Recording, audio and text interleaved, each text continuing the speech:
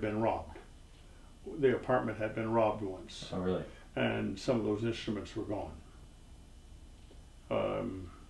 I think there was a mandolin. I think there was other instruments like that that he had.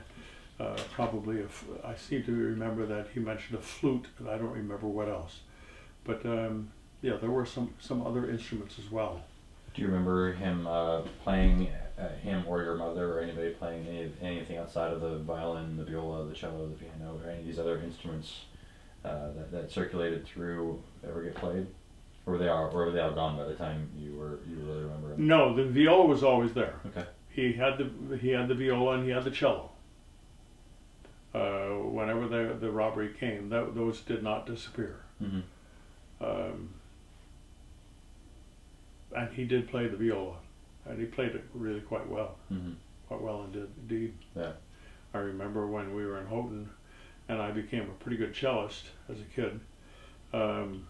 The violin professor at the school, and my father on the viola, and I on the cello used to play string trios. Really? Yeah.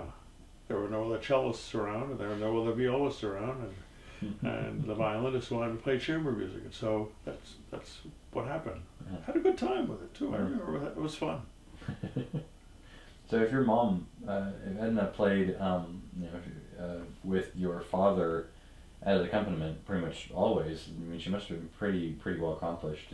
Did your father exert any degree of strictness on her like she did on you boys? That's a good question. I never saw him do anything except the usual Edna kind of expressing an impatient moment, you know, when she wasn't quite there, come along or whatever.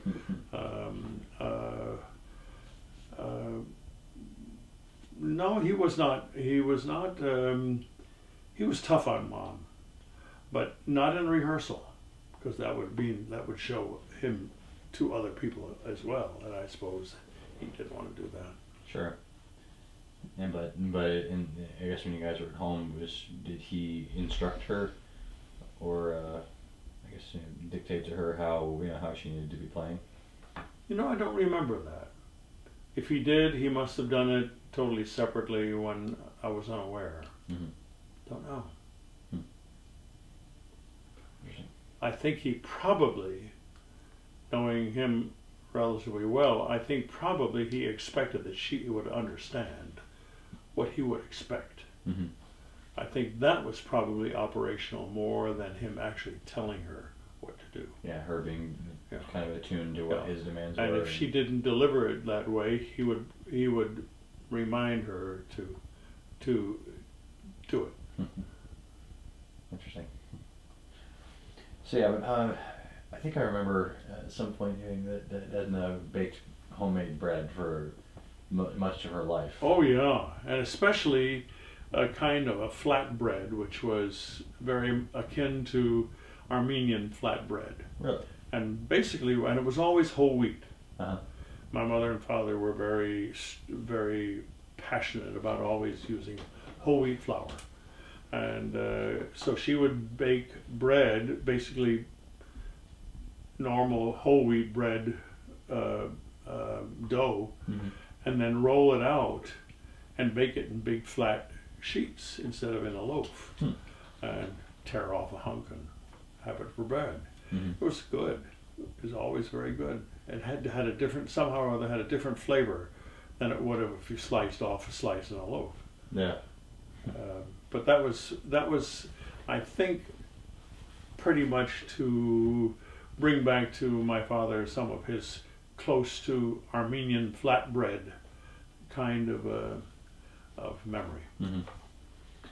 They even to the time that she died, she was making that. Mm-hmm. Right at the very end. Yeah. Was there any other? I mean, I imagine then she was. I mean, if not disdainful, at least just had no use for store-bought bread, to an extent. Was store-bought bread was just something to disdain. Okay. Yeah. I mean, really. Yeah.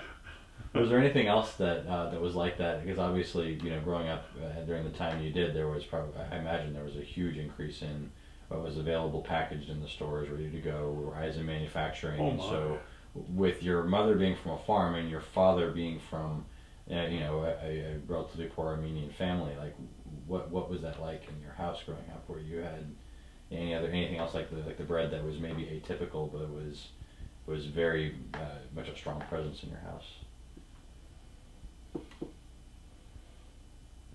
No, we always had fresh vegetables. Mm-hmm.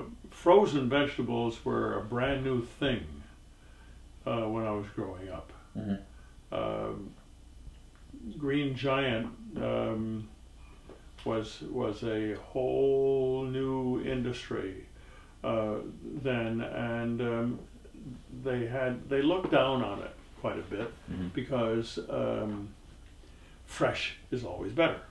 Sure. Still is, and so and we had a garden. I remember even in Houghton, alongside of the house, we had a garden. My mother and father had a garden next to the house, just about everywhere they lived, Yeah. except in New York City, of course. There's no way. Yeah. But once they moved to Houghton, and then later on, they had a garden virtually everywhere they were. Mm-hmm.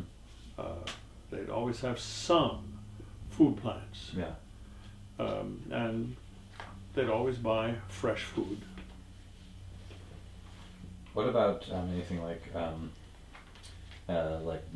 did your mother like make any clothing, or did was that bought? Was there I guess I'm thinking of stuff that like might have carried over from the farm into your life that might be sort of atypical for living in New York. No, they did not make their own clothes. Mm-hmm. Not at all. They had a sewing. I remember my mother had a sewing machine, and she would repair things Okay. when necessary. But no, I don't recall that she ever made anything. Okay. Not at all that I can recall. No. Okay. I have a question about the flatbread. How long would it last in your house? Days, weeks, hours? Depends upon how much she made. Mm-hmm. If she made 3 or 4 pans of it, 3 or 4 sheets of it, it may last 4 or 5 days, 6 Okay. days, a week. I have no idea. Mm-hmm. I don't know. But they had that always in the house virtually until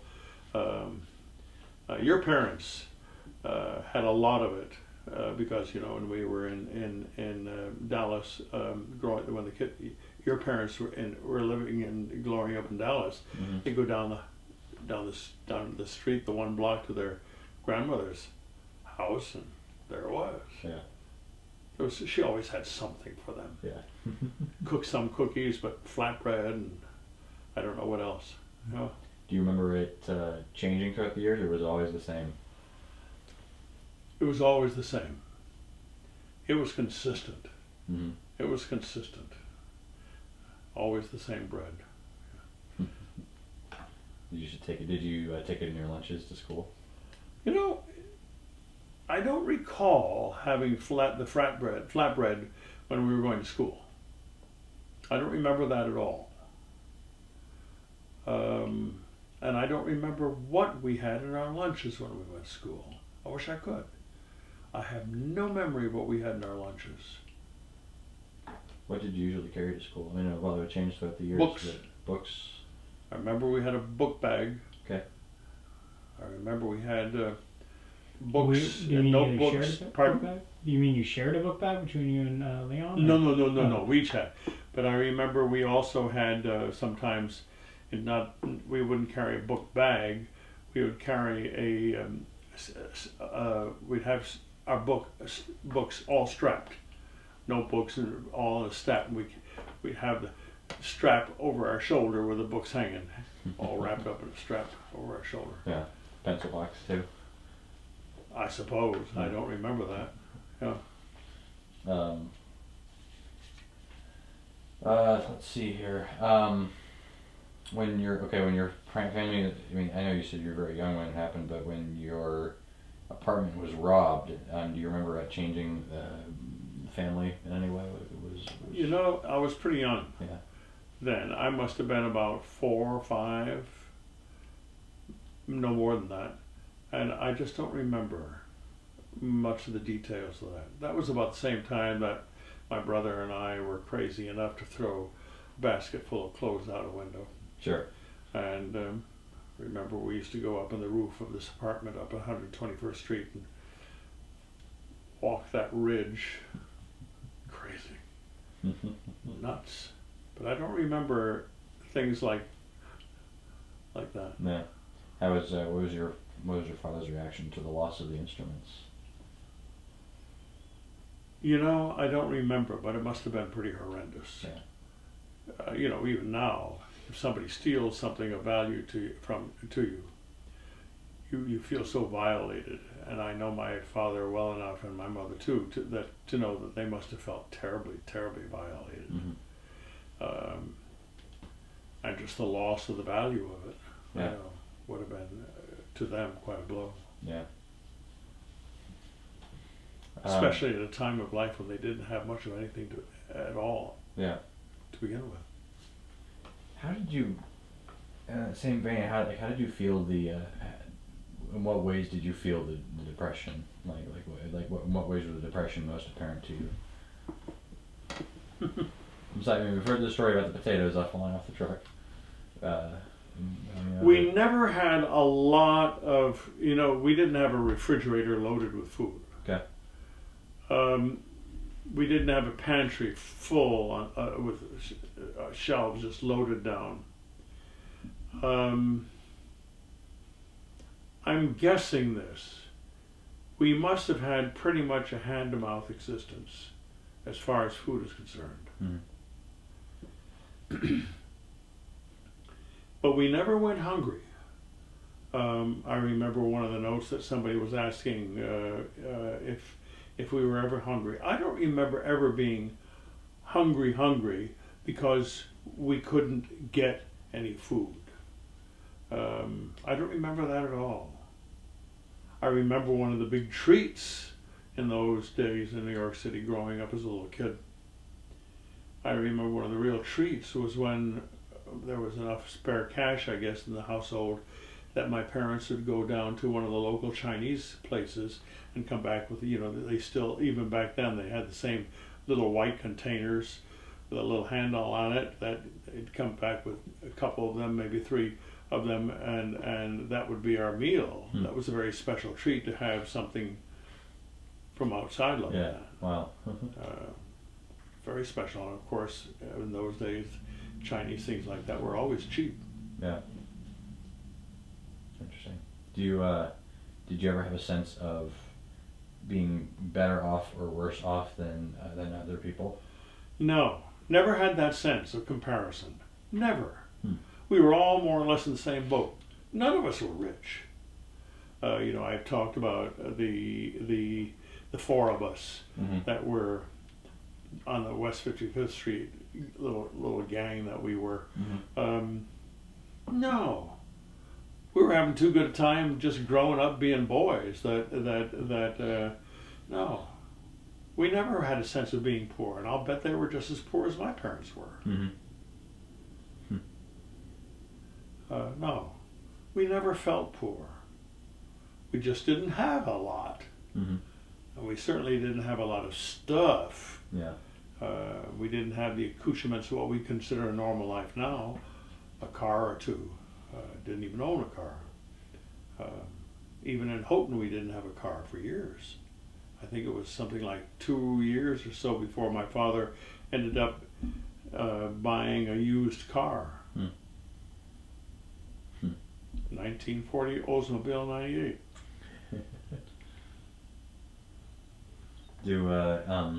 What about so you don't like, what about in the media, or so your parents obviously didn't impress the depression on you very much, and do you remember in the media any kind of stories or sort of the news coverage of how bad things were? Do you remember that kind of crossing your radar? No. When you were reading at a young age, did you ever read the newspaper? No. I could, I suppose, but I never did. Sure. We grew up at a time, and I was thinking about this afternoon.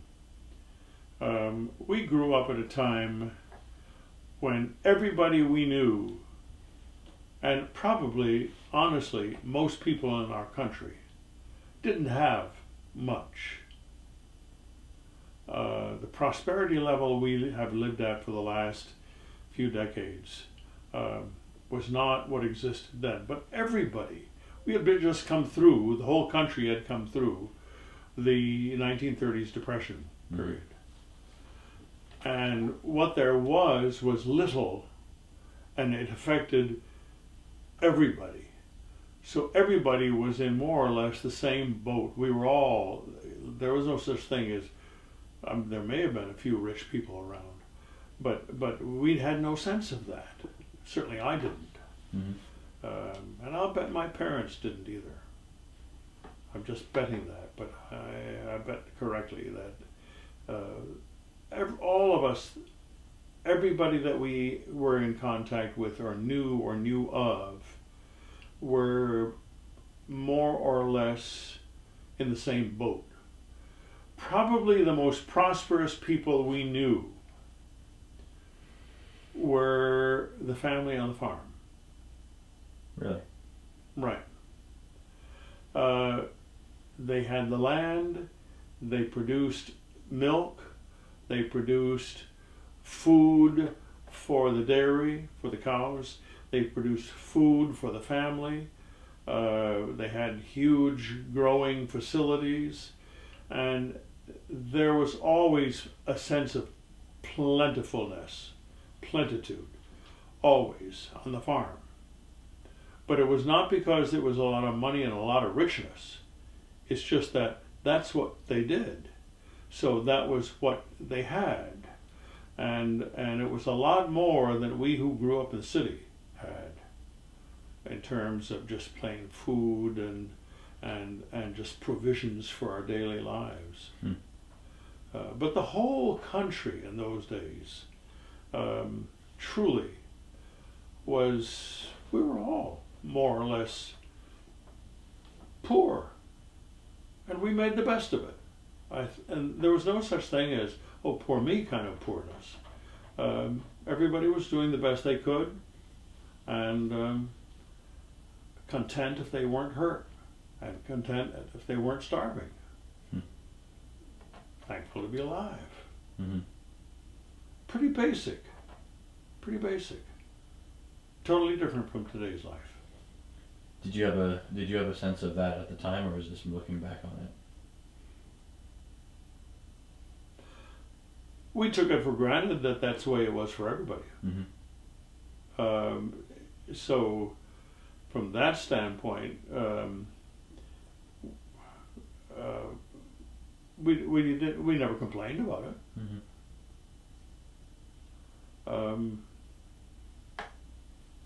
It just was normal. It just was normal. It was okay. Do you have a sense of when that changed?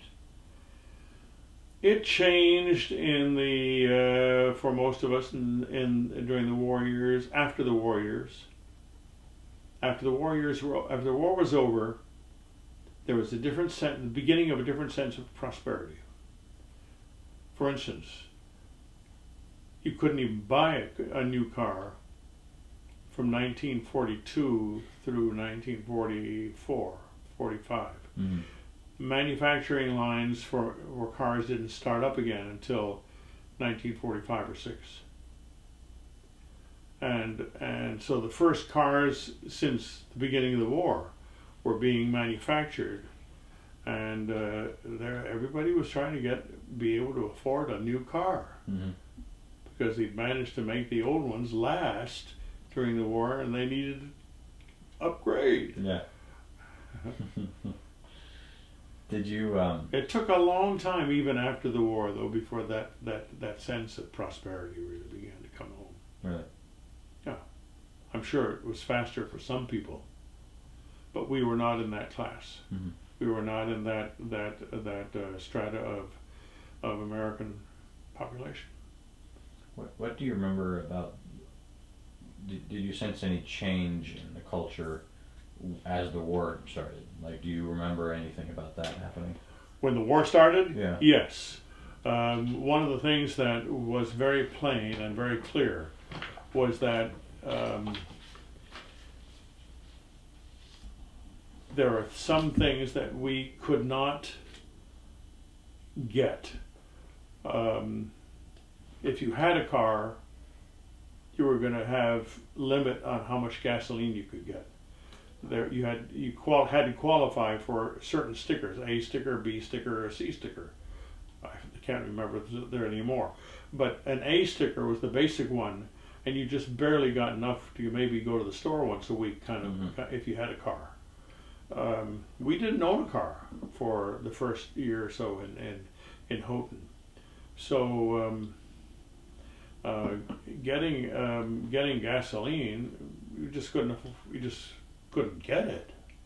And you weren't allowed to buy much to just drive it all over the place at any time, anywhere.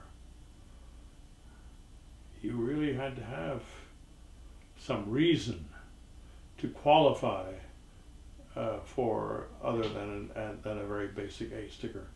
I remember, and I don't understand the logic of this, but apparently in munitions manufacture, fats, food fats, meat fats, you know, the fat that you pour off from when you roast some meat or you fry some bacon and so forth, we would pour it off and save it in tin cans, cover the cans, and take it someplace. And apparently that collected fat, used fat, was something that was used in, I don't know, munitions of some sort. I don't know. Interesting. But we used to do a lot of that kind of saving. We used to save, we didn't get a chance to chew gum very often, but if you did, we'd save the foil part of the wrapper, peeled it apart, saved the foil part, made it in a great big ball, and eventually gave it to somebody who sent it on, and there was all sorts of little saving of things like that for the war effort. I will tell you right now, we're out of tape. So we're done. I just have to switch out tapes.